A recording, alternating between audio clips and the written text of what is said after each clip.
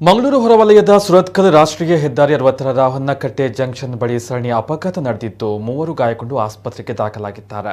ಮಂಗಳೂರಿನಿಂದ ಸುರತ್ಕಲ್ ಕಡೆಗೆ ಹೋಗ್ತಾ ಇದ್ದ ಕಂಟೈನರ್ ರಾಷ್ಟ್ರೀಯ ಹೆದ್ದಾರಿಯ ಹೊನ್ನಕಟ್ಟೆ ಜಂಕ್ಷನ್ ಬಳಿ ನಿಂತಿದ್ದ ಸ್ಕೂಟರ್ಗೆ ಡಿಕ್ಕಿ ಹೊಡೆದು ಚಾಲಕನ ನಿಯಂತ್ರಣ ತಪ್ಪಿ ಡಿವೈಡರ್ ಮೇಲೇರಿ ಸುರತ್ಕಲ್ ಕಡೆಯಿಂದ ಮಂಗಳೂರು ಕಡೆಗೆ ಬರ್ತಾ ಇದ್ದ ಬೈಕ್ ಹಾಗೂ ಸ್ಕೂಟರ್ಗೆ ಡಿಕ್ಕಿ ಹೊಡೆದಿದ್ದು ಸರಣಿ ಅಪಘಾತ ಸಂಭವಿಸಿದೆ.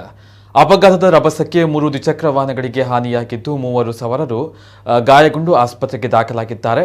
ಗಾಯಾಳು ಸವಾರನನ್ನ ಸ್ಥಳೀಯ ನಿವಾಸಿಗಳಾದ ರಮೇಶ್ ಆಚಾರ್ಯ, ಶಿವಕುಮಾರ್, ನಾಗೇಶ್ ಎಂದು ಗುರುತಿಸಲಾಗಿದೆ. ಅಪಘಾತದಿಂದ ಕೆಲವು ಹೊತ್ತು ಹೆದ್ದಾರಿ ಸಂಚಾರ ವ್ಯತ್ಯಯಗೊಂಡಿದ್ದು ಮಂಗಳೂರು ಉತ್ತರ ಟ್ರಾಫಿಕ್ ಪೊಲೀಸರು ಸ್ಥಳಕ್ಕೆ ಭೇಟಿಯನ್ನು ನೀಡಿ ಪರಿಶೀಲನೆ ನಡೆಸಿದ್ದಾರೆ.